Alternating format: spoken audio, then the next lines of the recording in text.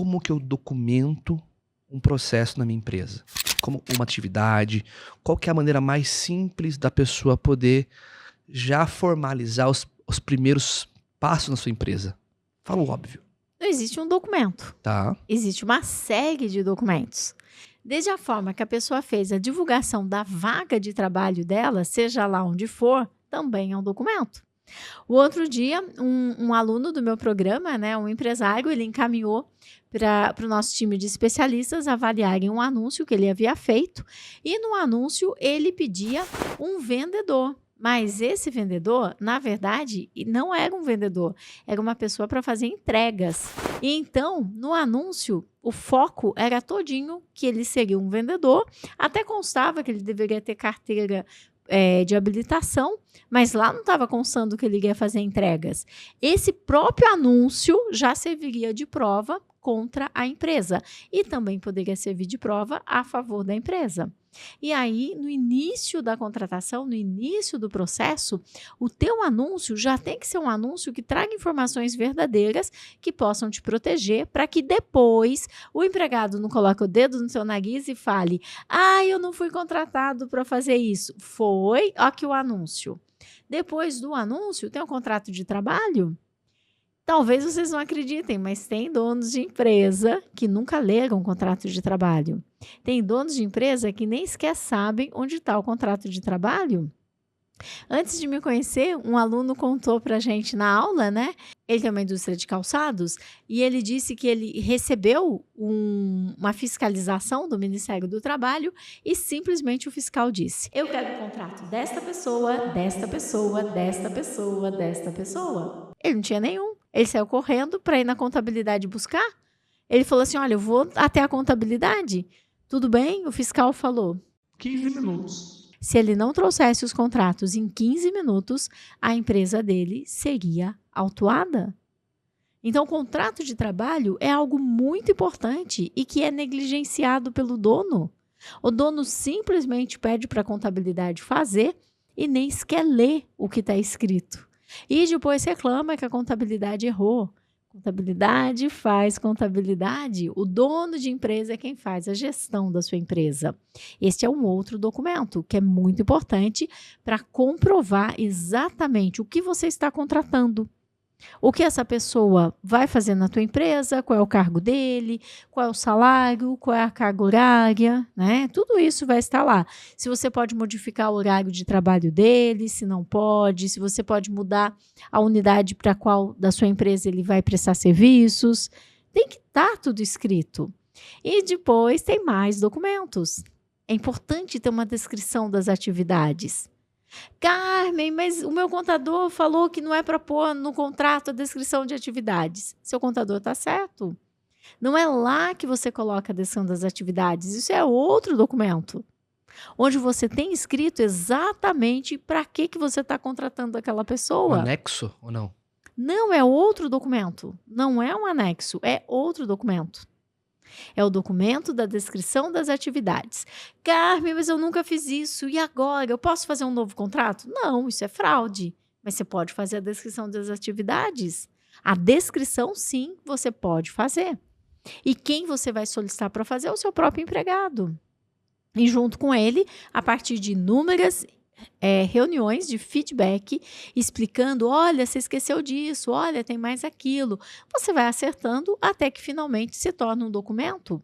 Essas reuniões, elas são muito importantes para mostrar que sim, você está fazendo a gestão da tua empresa. Isso também traz consciência para o teu empregado do que é que ele precisa fazer todos os dias. Isso reduz aquela ideia de que o dono de empresa tem que ficar o tempo todo falando para o empregado: olha, faz isso, olha, faz aquilo, faz aquilo. Não, ele passa a saber com mais clareza o que ele tem para fazer. Talvez, de acordo com o cargo que essa pessoa ocupe, você precise também de um checklist. De repente, essa pessoa dirige um carro da empresa. É importante você ter uma política sobre usar carros corporativos.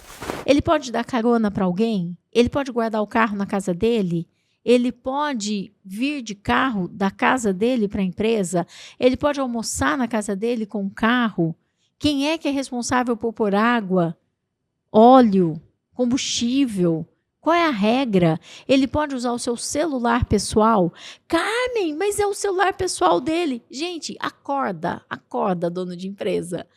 Recentemente, teve um processo na justiça. Simplesmente o vendedor usava o seu celular particular para ver o Waze, o caminho que ele tinha que chegar no ponto de venda. E lá no ponto de venda, ele batia a foto do ponto de venda e mandava para a empresa. Tem alguma coisa de errado nisso? Não, aparentemente não, mas o celular era dele. A empresa foi condenada a pagar 5 anos de internet mensal para ele e também o aluguel do celular dele, porque o celular é dele, é particular. Então, o dono de empresa precisa entender que ele precisa criar regras. Regras. Isso faz parte da documentação da função. Se essa empresa tivesse uma regra que ele não poderia utilizar o celular dele para trabalhar, ela não teria perdido esse processo na justiça. Mas ela não tinha, e ele alegou que sem o celular dele ele não poderia trabalhar, porque ele precisava encontrar o caminho. Parece uma coisa tão inocente, mas não é. Quando você me pergunta qual documento vai blindar a tua empresa, não é um documento. É uma série de documentos de acordo com o cargo que a pessoa ocupa. E os documentos fundamentais, que são as regras, muitas vezes o dono de empresa somente fala, mas não tem nada documentado. Até agora eu peguei aqui anúncio, contrato de trabalho, descrição de atividades, políticas internas, seja políticas e também regras. Regras também tem que documentar. Me fala mais sobre isso que eu tô aqui, eu tô anotando. As regras, um conjunto de regras é uma política. Um conjunto de política é um regimento interno. Então, as regras é tudo aquilo que vai compor uma política. Por que eu gosto de fazer dessa forma? Porque se for no Google, você vai baixar aqueles regimentos internos todos misturados. Isso não funciona na prática. Então, se nós estamos falando de carro corporativo, nós vamos colocar todas as regras referente a essa política sobre o uso de carros corporativos. Se eu estou falando de celular particular, eu vou colocar todas as regras em relação a isso. Se eu estou falando de utilização de uniformes, todas as regras em relação aos uniformes. É muito importante que a gente saiba que cada tema existe uma política para ser criada sobre aquilo que vai conduzir a sua relação de trabalho. A relação de trabalho é uma relação contratual. Vocês não sabem o que eu recebo de áudios de empresários que falam, mas o contador disse que não precisa de contrato. Não precisa como, gente? Se a relação de trabalho é uma relação contratual, se você não tem um contrato, tá lá, ó, no fio do bigode. Tá no fio do bigode. Aí é o pior tipo de contrato que tem, que é o contrato tácito. É aquele que você diz que falou uma coisa e ele diz que falou outra. A gente tá em 2024, né? Esse negócio de fio do bigode não funciona mais hoje em dia. Já tem tempo que não funciona. Mais ou menos o fio do bigode parou junto quando não se amarrava mais cachorro com linguiça. Nem se amarra cachorro com linguiça, nem se deixa as coisas no fio do bigode. Sim. Já faz tempo que existe essa importância, porque é dever do dono da empresa, mas o dono da empresa, ele acha que aplicar advertência é feio, é ruim, é alguma coisa maldosa, né? E não é. É dever dele, é um documento. E este documento, ele vem logo na sequência das regras, já que você está anotando as regras, que são as regras que vão compor a política. Quando a pessoa não cumpre as regras, você vai precisar documentar. Porque se as pessoas deixaram de cumprir as regras, você vai documentar e o documento se chama advertência. Carmen, mas eu pedi para o meu contador uma advertência. Pelo amor de Deus, não faz isso. Não é nada contra seu contador, mas existe o sistema contábil que ele faz uma advertência que é padrão. Essa advertência chama a pessoa de Vossa Senhoria. Vocês já viram? Vossa Senhoria, Vossa Excelência está sendo advertido. Cara, não funciona. E lá ainda vem de acordo com o artigo 482. O artigo 482 é da justa causa. O juiz pega aquilo, ele já vai falar assim, Dona Laiane, você já estava querendo, aplicar uma justa causa, já estava... Não, você só está aplicando uma advertência. Por isso que aquela padrão que vem lá da contabilidade não funciona.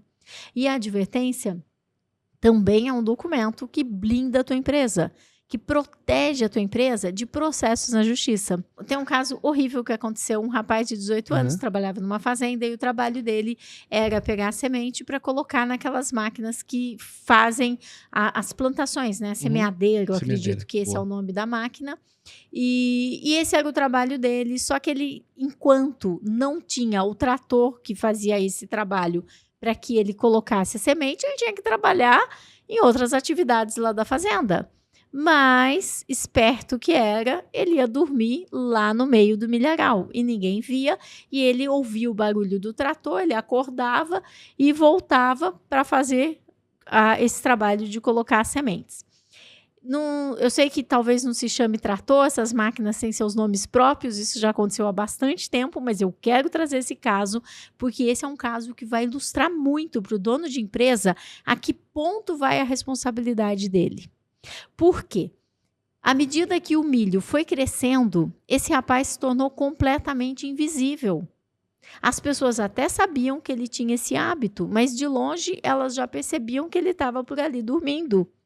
Mas esse milho foi crescendo, esse rapaz dormindo, e estava passando a colheitadeira que passou pelo milharal, e esse rapaz foi cortado em inúmeras partes. Horrível. Eu avisei que essa história ia ser horrível. Nossa. É claro que depois do acontecido, a família processou a empresa.